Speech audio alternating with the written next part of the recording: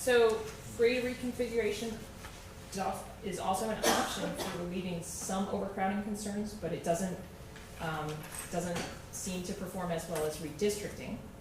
And the sustainability of that would also depend on the enrollment projections that we have for declining enrollments to hold true. The challenges that we see in implementing this, a pre-K center, if you went that route, there are costs associated with that. Obviously, transportation issues with busing your youngest students to a centralized location, the longest bus rides, that would be an issue. Grade reconfiguration also would cause some disruption to students and families and likely would have pushback from the community, staffing and facility moves, and then really hammering out what the educational model for fifth graders in the middle school would be. And now that is a challenge. It also may be a reason to look at grade reconfiguration, moving the fifth graders up to the eighth grade model, especially in a district where you lose a lot of your students to magnet schools at sixth grade. So there may be some thinking that moving the fifth graders up into the middle school, you may actually maintain more of your students at the sixth grade level if they're already in the building at fifth grade. So there may be educational objectives or strategic planning objectives that you were trying to achieve with something like that. The last alternative that we looked at was new construction. Again, with a goal of balancing your utilization rates in your elementary schools. We took a look at additional space needs that you would need to get to that better balance.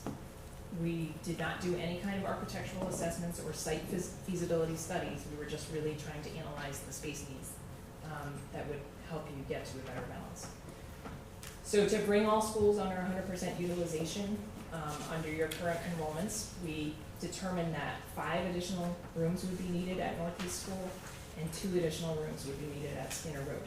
And if those rooms were provided, this table shows you what your utilization would be at under this year's enrollments, where Northeast School would drop to 92% versus the 131% it's at, and Skinner Road would drop to 88% versus the 98% it's at. Obviously, no impacts to the other schools.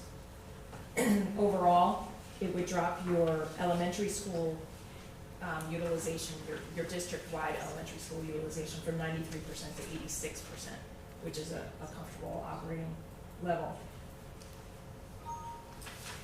When we started to look at this, and we were looking at Skinner Road School, we thought, well, there is actually a possibility of gaining 2 classrooms in the building as it is now by relocating some self-contained district-wide programming, the autism program mainly. And there's an opportunity to move that to Lake Street School just in terms of space. However, the programming issues and all of that, and that's a sensitive population that doesn't, fare well with change. There's a lot of other issues associated with that. However, just from a purely facilities-based thinking, there may be an opportunity to open up some more space at Skinner Road School through some kind of program reallocation and avoid new construction. Northeast School, we didn't see opportunities there really. That building really is stressed in its use right now. So we took a look at 5 additional classrooms, and what that would enable is a standard classroom deployment of having 1 art room, 1 music room, 1 computer room, 1 resource room, and maintaining 2 pre-K classrooms, as well as having 17 instructional rooms. Currently, music's on a cart, art's on a cart. So new construction definitely could alleviate utilization imbalances and overcrowding. Obviously, a lot of challenges to new construction, very costly. Planning, design, construction takes a long time to implement. And I was just doing some back of the napkin thinking about it today. If you were to add 5 classrooms that are just 750 square feet per room, and you're looking at, say, a $400 per square foot cost, you're at $1.5 million right there, and that's just construction with no design, feasibility, or anything like that. So the community's willingness to invest in that, especially facing enrollment decline, I would think may be a hard sell. So when we're taking a look at Vernon Public Schools and thinking about the issues that you have, I guess our feeling was that you need to prioritize your issues. If you're really trying to alleviate overcrowding and your utilization imbalances at your elementary system, then focus on the balance of utilization. Redistricting could do that for you, maybe program shifts. Construction could do it for you, but you have to sort of prioritize your needs versus what the community is willing to take on. And then there may be educational objectives that are overarching or overbearing on sort of the facilities issues. As I mentioned before, if you're looking for a new model of moving fifth graders up for some other reasons, such as trying to maintain more students within the district, then grade reconfiguration could help you with utilization imbalance as well as overcrowding, as well as achieve those other objectives. So, this study was done sort of as an outsider's look on your facility utilization and your enrollment. We haven't worked with you on what other objectives you may have as a board and a system. And I think it's at this point that you need to take a look at how this interplays with your other objectives. So at this point, we'd be happy to take any questions.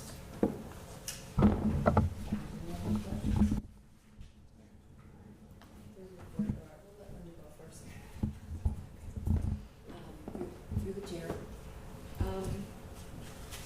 Given the possibility of constructing new classrooms, 5 at Northeast and 2 at Skinner Road, would there be a point in time, given declining enrollment, that those classrooms wouldn't be necessary? At Skinner Road, likely in the next 10 years, which is why we sort of were looking at if you relocated some programming, really you probably could avoid construction there. For Northeast, we are projecting that enrollment to actually increase a little bit in the first few years before a much slower decline than in other places. So we are not projecting for that utilization to fall below 100% over the next 10 years. Thank you. John? Thank you. Through the chair. How far back did you go when looking at the numbers from the different grade levels here? To prepare the enrollment projections, or? For anything, yeah. To prepare enrollment projections, we looked at about 10 years of enrollment history. In the redistricting scenarios, we had students that we could place geographically for the 5 previous years.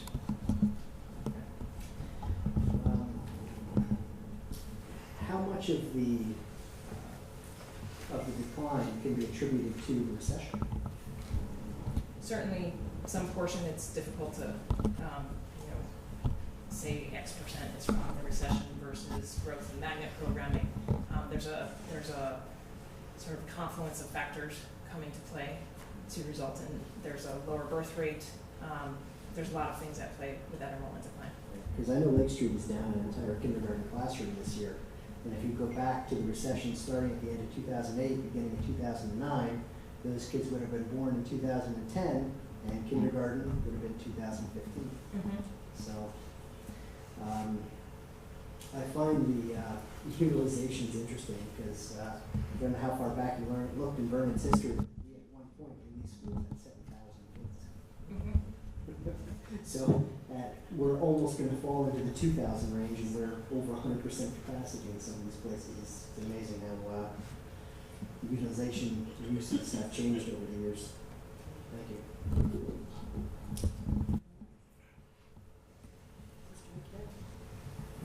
Thank you. Through the chair, I've got quite a few questions, so bear with me. The way I read the report now a few times and discussed it, it seems to me that the problem that we have is that the population density in certain parts of Vernon are not correlated to the building capacity. Is that correct? Yes. Okay. So I've got a series of questions.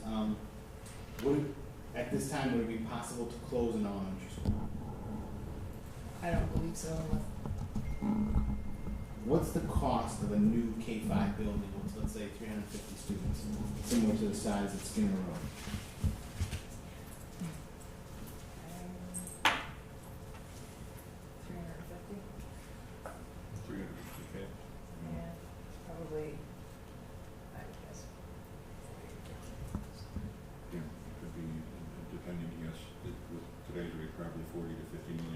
$40 to $50 million. I saw in the report you took into account that 3 years ago we started with full day K. Right. And that's probably one of the issues, to Mr. Kopak's point, is the utilization now. We've doubled the number of classrooms in our K classrooms. And we also have pre-K in most of our buildings. And most of your buildings are dated and just, pedagogy has changed so much. There's a lot more, service-based learning going on in buildings that were not built with smaller classrooms where you have a lot of more pull-out or small group learning type activities going on. It's just pedagogy really has changed, and buildings are not, you're using buildings that are older and were not designed for this current pedagogy. So portable classrooms you mentioned earlier. Did you look at, for example, Northeast, do we have the space for portable classrooms? We didn't do a site feasibility analysis at all. However, it does appear that, it's a very flat site, larger site looks like, so it appears possible. In the feasibility study, you mentioned the magnet school students. Currently, we have approximately 350 who go either crack or chef magnet school. So, do you see a trend of them continuing to leave, and coming back? I mean, what are some trends that you've seen in other districts similar to ours? We don't see a lot of increase right now in the amount leaving, and certainly you always will get some of that return, but I think where you're at is sort of where you're going to be riding for a while. One of the things the principal reported is that after the second year, he did receive a number of students coming back when I guess there was a change in programming or in staffing at the middle school that created a different environment for the students. So what would you consider the optimal utilization rate in Connecticut districts? You say currently our elementaries are at 93%. What's optimal? 85 to 90%. At the elementary, probably a little lower at the middle and high school.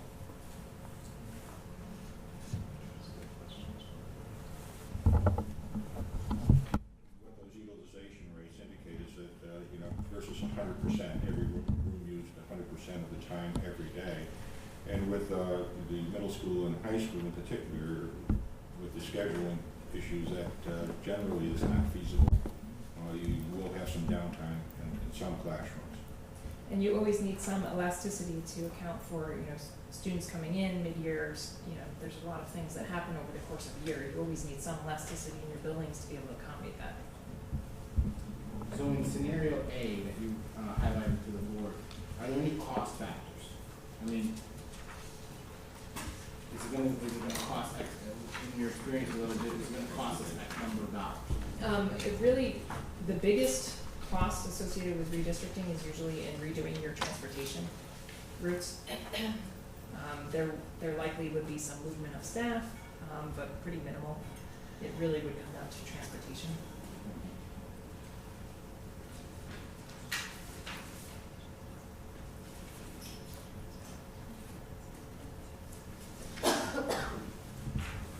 Same thing for the grade reconfiguration of going to a 5-8 middle school model. Would there be a cost factor? There is more movement. Again, it depends on, again, you're already running those middle school bus routes, so there may be additional buses that are needed, but not perhaps as dramatic as redistricting, changing attendance zones for kids, because buses are already moving in that pattern. Yeah, it would costs associated with physically moving, staffing and materials to the new building.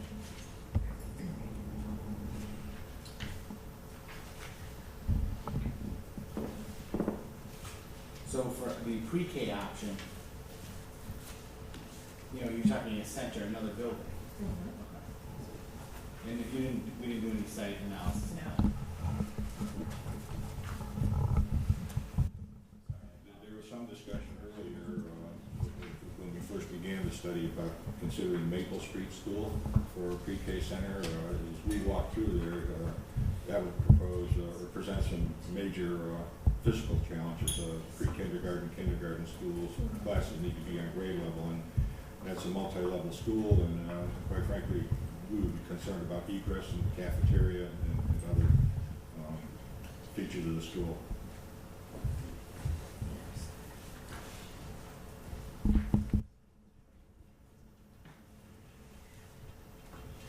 So, can you tell me what would be the top two cons, pros and cons of doing a 5-8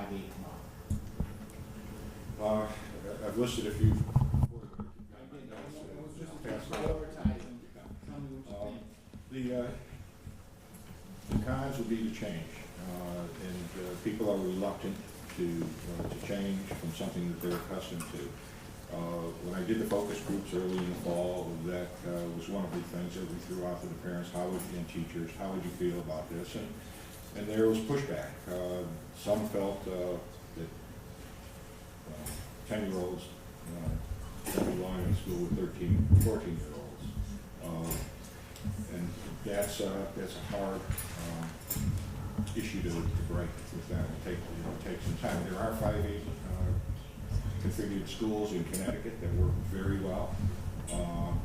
They tend to accommodate 5th grade apart from the other students. We did a study in East Hartford a while ago, and they had a similar kind of an issue. And as a result of a survey, we found that there was enough interest to enable us to move some youngsters up to the middle school level, keep some in a theme-based school, and others remaining in their home-based schools on a seat availability basis. The long and short of it is when students saw the advantages that they had in terms of program and facilities at the middle school, the entire grade is at the middle school now. So it depends on what's at the end of the bus ride. If there are advantages for the youngsters to be there in terms of program opportunities, you have your unified arts programs there, you have larger designed art rooms there, and so forth. Music opportunities, that could be an enticement or an advantage for the youngsters to want to be there. That turned out in other school districts we worked in. We worked in another Milford, and that was just a flat out no-go. Didn't even want to think about it beyond the initial discussion. So it becomes a matter of community values and desires. If you wanted to move that way, it would have to really take some time.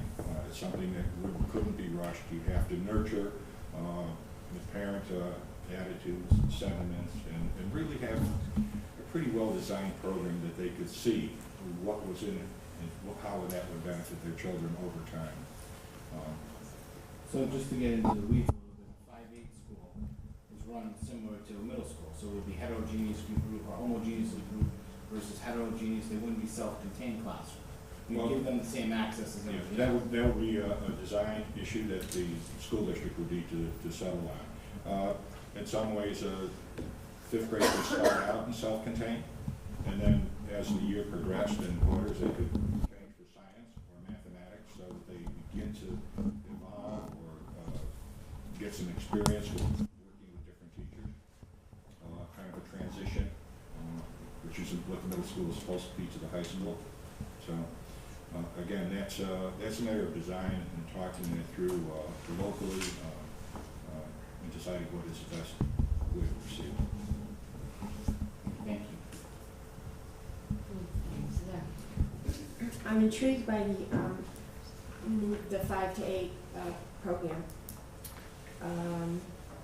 Haven't made up my mind about a thing, but I'm just intrigued by it.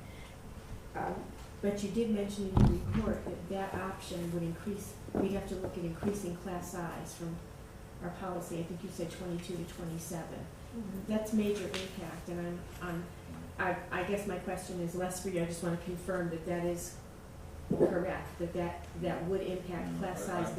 I used, when I was looking at that possibility, I went to the lower end. I went to 20 students per class.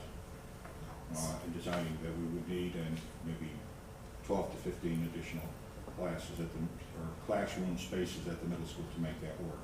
So that was not at 27. That was at the number of 20, which I think is probably more practical. Well, somewhere along. I'm was sorry. It did say that. I think Yeah. Yeah. it was referring to the fact that, your class size your recommended level is 22 right now for fifth grade. Right. But it's 27 at the middle school level. And I think the 12 to 15 is Yeah. trying to reflect that it would be arranged I'm depending on where you sorry. fall. Now I understand. Okay, thank you. One more question. If you can summarize for me, I'm not looking for a detailed explanation, but the comment about the free and reduced lunch would affect our Title I funding. Can you just do that in a nutshell for me? We didn't look into what the effects would be, and I'm actually not familiar with where you have universal, or if you have universal lunch programs at your superintendent. So that would be I can give you the thumbnail one. If anything over 40% free and reduced lunch, that's when we can offer breakfast. Okay. So with the new numbers, we would still be at those same levels. So we're offering it at 3 schools, we would still offer it free at those 3 schools. So Title I would not be affected if we redistricted or if we, okay, Correct. thank you. And I thought your report was comprehensive. It took me 3 go-throughs to really absorb a lot. And I think the questions that remain for me are ones that I think need to be addressed by our administration, particularly transportation. Doing some projections for us. If we do this, this is what will happen. But I think I would ask of your past experience,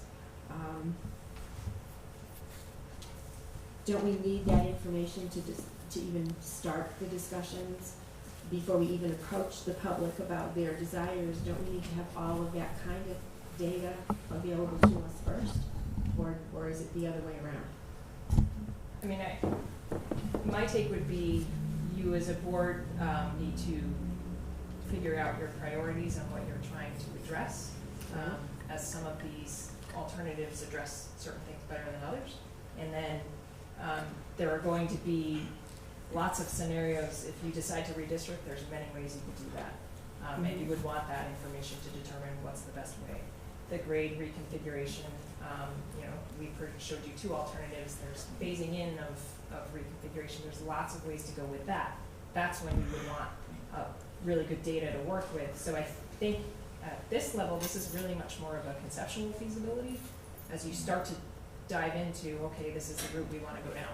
Yes, you are going to need a lot more data, and we're going to provide the information that we generated in a GIS format that your transportation company would easily be able to interpret quickly what it would mean from a transportation standpoint.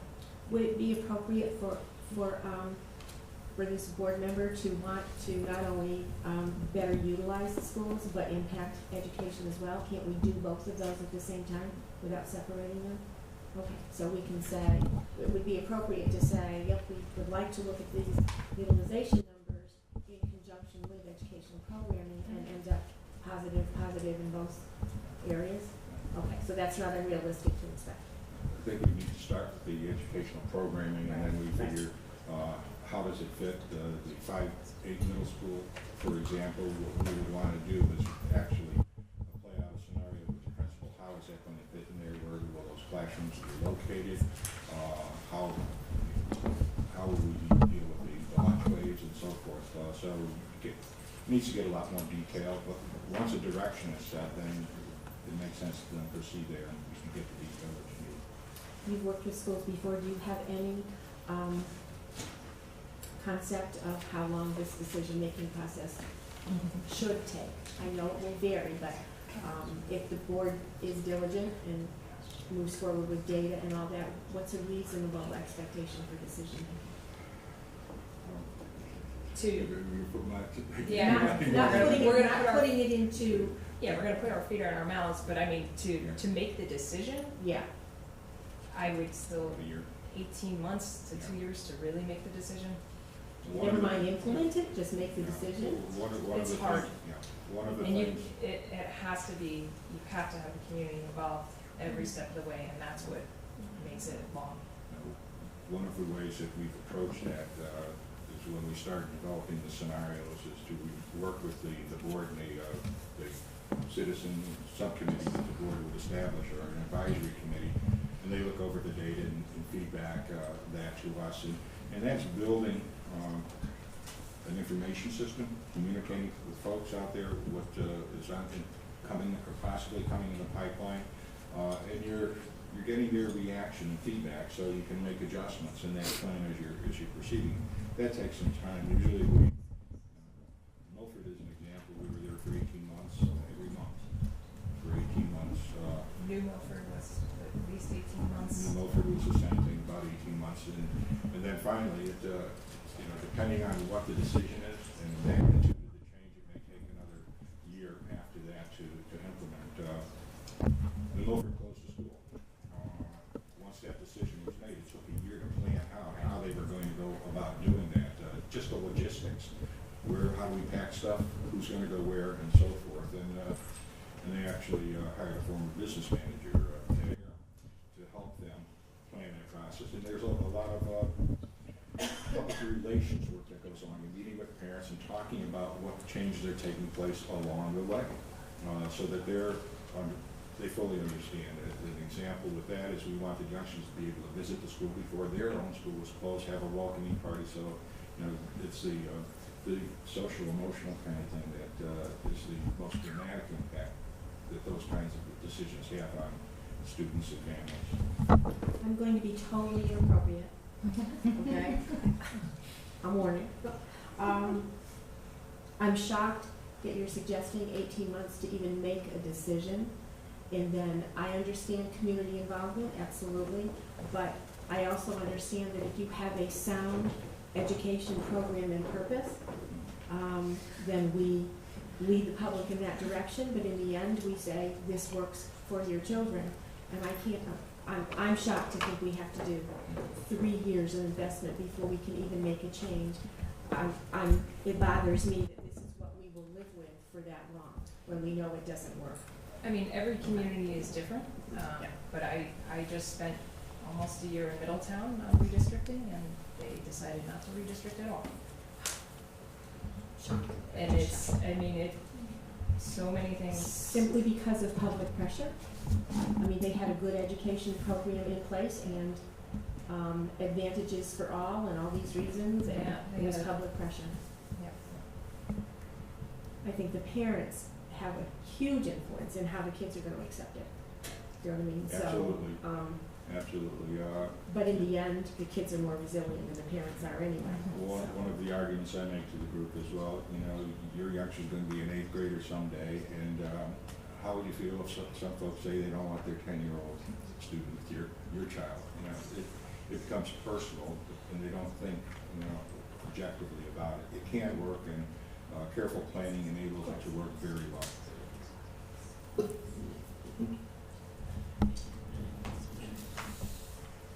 You said that you looked at Maple Street School using it as a pre-K center and it was not adequate. Did you look at any of the other buildings in consideration of that or no? We didn't look at it that closely.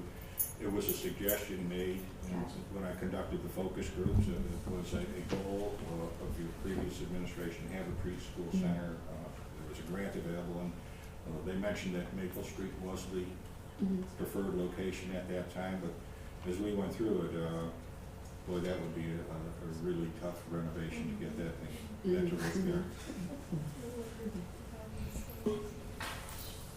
Any other? I'm sorry, through the chair. I'm going to follow up on Mrs. Arms, and just go with me on this tangent. Let's say, for example, hypothetically, we did 5-8. Would we still have utilization problems at the schools? Yes. Which ones and how bad? Northeast still would be under space pressure. You only have 2 5th-grade classrooms in there right now, so you would basically only gain 2 classrooms. You have art and music on a cart. So you wouldn't really be making the difference that you want there. You need to, if you did that, you need to consider either moving the pre-K or the artistic program or both. So, I'm not recommending anything. So, Right. if we did 5-8, just for the sake of conversation, we would still have to do some type of redrawing of the lines to take care of the. So, I'm not speaking for Mrs. Allen, but I'm just following on your train. we have all these options, but we have to probably do multiple options and